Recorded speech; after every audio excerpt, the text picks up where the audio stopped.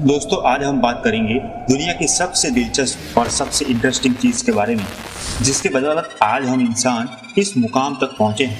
आज हम जो इस हमारी दुनिया का विकास देख रहे हैं, ये स्ट्रक्चर, ये टेक्नोलॉजी, ये समाज, ये साइकोलॉजी, ये संगीत, ये नियम, ये कानून, ये सब कुछ बस एक चीज़ की बदौलत है, और वो चीज़ है ह्यूमन माइंड। हमारा दिमाग नहीं, हमारा मन। याद रहे दोस्तों कि इस वीडियो में आज हम ब्रेन की नहीं लेकिन माइंड की बात करने वाले हैं। ब्रेन और माइंड यानी कि दिमाग और मन में बहुत बड़ा अंतर है। ब्रेन यानी कि दिमाग एक ह्यूमन बॉडी का फंक्शन है, जिसे हम देख सकते हैं, छू सकते हैं, महसूस कर सकते हैं, जिसकी फोटो भी ली जा सकती है।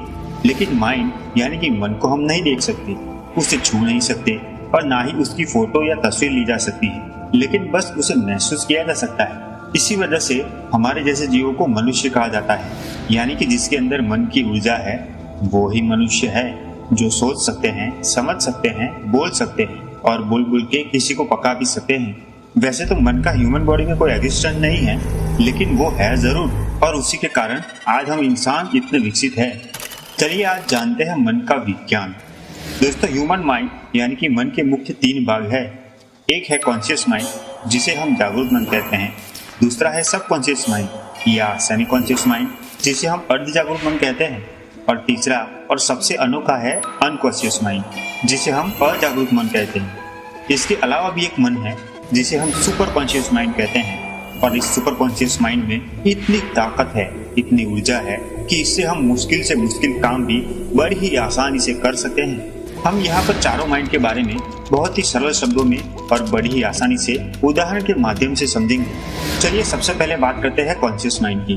दोस्तों कॉन्शियस या जागरूक माइंड हमारी जागरूक अवस्था में ही एक्टिव होता है या एक्टिव रहता है, और करंट पोजीशन में हम जो कुछ भी महसूस करते हैं या हमारे करंट जो भी एक्शन होती है वो इसी की बदौलत होती है।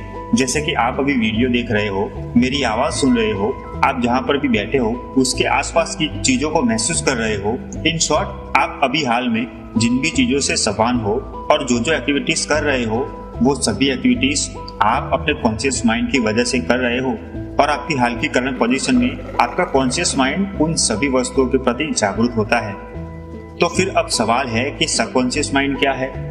सबकॉन्शियस माइंड दरअसल हमारे मन का वो हिस्सा है जिसके अंदर हमारी पास्ट मेमोरी और यादें पड़ी हुई होती है, और इन मेमोरी को हम इंटेंशनली याद करके जागरूक मन में यानी कि कॉन्शियस माइंड में ले आ सकते हैं। जैसे कि अभी मैं आपको एक सवाल पूछूं कि आपने कल किस कलर के कपड़े पहने थे, या परसों आपने क्या खाया था, तो अभी आप सोचोगे कि कल आपने कौन से और किस कलर के कपड़े पहने थे, और सोचने पर आपको वो याद आ जाएगा। तो अभी दोस्तों फिलहाल जब मैं ये बात कर रहा था तब तो आप इसके बारे में नहीं सोच रहे थे, तब तो आप किसी और चीज पर कॉन्शियस थे। लेकिन जब मैंने ये सवाल आपसे पूछा और जहाँ से ये मेमोरी आई, उस जगह को, मन के उस हिस्से को सबकॉन्शियस माइंड कहते हैं, जहाँ से आपके कॉन्शियस माइंड में आपने इंटेंशनली वो याद लाई। अगर मैं आपको आपकी एजुकेशन पूछूं या आपने जो लास्ट फिल्म देखी थी उसके बारे में पूछूं, तो ये सारी डिटेल्स आपके मन में अभी इस वक्त करंटली नहीं थी, लेकिन जैसे जैसे मैंने आपको प्रश्न पूछा वो सारी चीजें एक एक करके आपके सामने आई।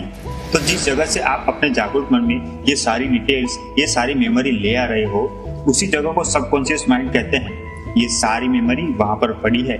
तो फिर अभी दोस्तों अनकॉन्शियस माइंड क्या है? दोस्तों अनकॉन्शियस या अजागरूक मन यूं तो अपने आप में ही एक बहुत बड़ा विषय है, जिसके बारे में आप जितना जानो उतना कम। लेकिन इस बुद्धि को बहुत ही आसानी से समझने के लिए मैं आपको एक उदाहरण के माध्यम से समझाता हूँ। अब जब मैंने आपको पूछा था कि कल आपने कौन से कपड़े पहने थे या आपने लास्ट में फिल्म कौन सी देखी थी, तो उसको तो आप अपने सबकॉन्शियस माइंड से जागरूक मन में यानी कि कॉन्शियस माइंड में ले आए थे। लेकिन दोस्तों आपको बता दूं कि हमारा अजागरूक यानी कि ये सबकॉन्शियस माइंड है, वो कुछ ही चीजों को याद रखता है जो हमारी शॉर्ट मेमोरी में होती है। यानी कि हमारी शॉर्ट मेमोरी के डेटाबेस में जो भी इंफॉर्मेशन होती है वही सारी सबकॉन्शियस माइंड में होती है। लेकिन दोस्तों हमारे जीवन में बहुत सारी ऐसी घटनाएं होती है, ऐसी मेमोरी होती है, ऐसी फीलिंग होती है जिसको कभी कभार हमने फेस तो किया था, लेकिन आज जाकर भी उन्हें याद नहीं कर पा रहे हैं। जीवन की सारी सभी ऐसी घटनाएं हमारे अनकॉन्शियस माइंड में पड़ी हुई होती है। चलिए इसे एक उदाहरण से समझते हैं। मान लीजिए कि जब आप 7 साल के थे, 7 वर्ष के, तब आपने उस वर्ष की दिवाली के दिन शाम को कौन से कपड़े पहने थे, या आपकी मम्मी ने आपको क्या खिलाया था? कुछ याद आया? जरा मन को और टटोलिए और याद करने की कोशिश कीजिए। पर आई एम श्योर कि लाख कोशिशों के बावजूद भी आपको वो मेमोरी याद नहीं आएगी।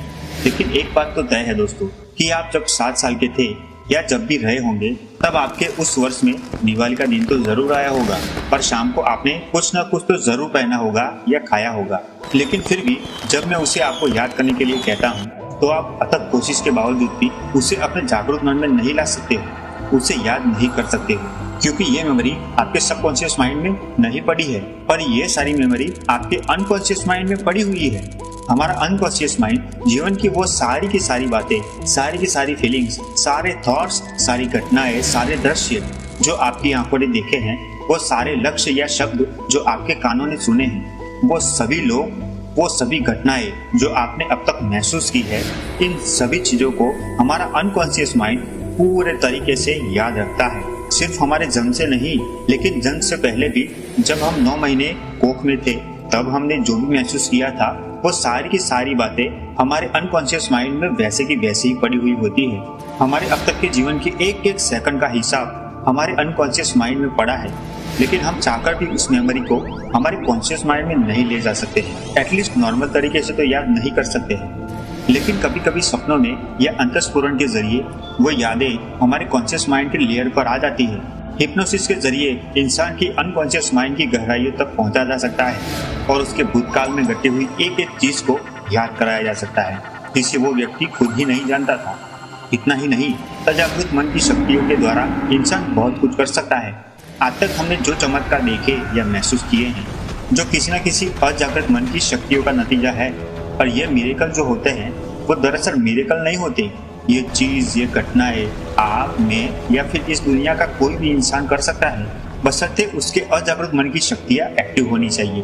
और इस अजागृत मन को एक्टिव करने के लिए आपको मन की गहराइयों में जाना पड़ेगा, और मन की गहराइयों में जाने के लिए आपको महर्षि पतंजलि के द्वारा दर्शाए गए नियम के मुताबिक ध्यान करना पड़ेगा, जिसके यम, नियम, आसन, प्राणायाम, प्रत्याहार, धारणा, ध्यान, समाधि के प्रयोग करने पड़ेंगे। उस पर किसी और दिन चर्चा करेंगे।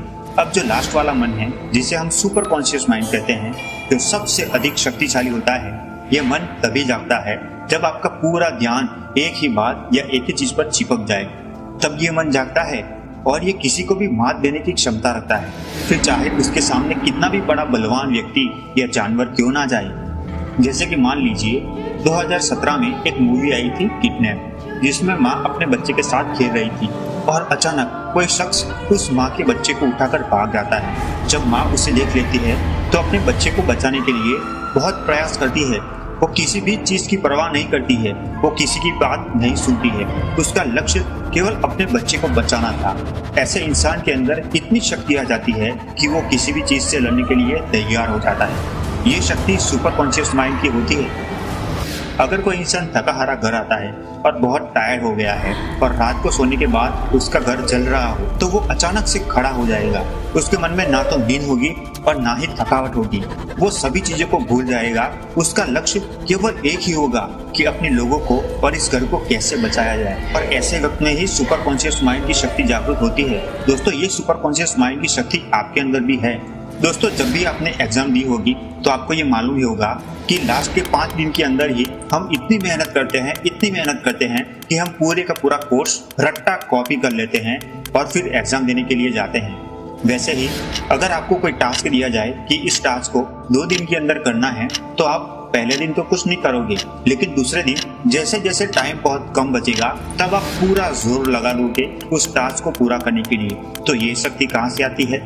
यही तो है सुपर कॉन्शियस माइंड की शक्ति, बस आप उसके बारे में जानते नहीं हैं। इस 2 बातों से आप ये जान ही गए होंगे कि जीवन में कुछ पाना है तो पागलों की तरह अपने लक्ष्य पर काम करते रहना पड़ेगा आपको अपने सपनों को पूरा करने के लिए। इस बच्चे को जैसे उसकी माँ बचा रही थी, वैसे ही आपको भी अपने सपनों को बचाने के लिए सुपर कॉन्शियस माइंड की शक्ति का उपयोग करना पड़ेगा। तभी आपका बच्चा या आपके अपने लोग या आपका घर बच पाएगा। दोस्तों, आज के लिए इतना ही। तो आपको कैसा लगा हमारा आज का ये माइंड से रिलेटेड वीडियो, हमें कमेंट बॉक्स में जरूर बताइएगा। अगर आप ये जानना चाहते हैं कि आपकी संकल्प शक्ति मजबूत है या कमजोर, तो आप इस वीडियो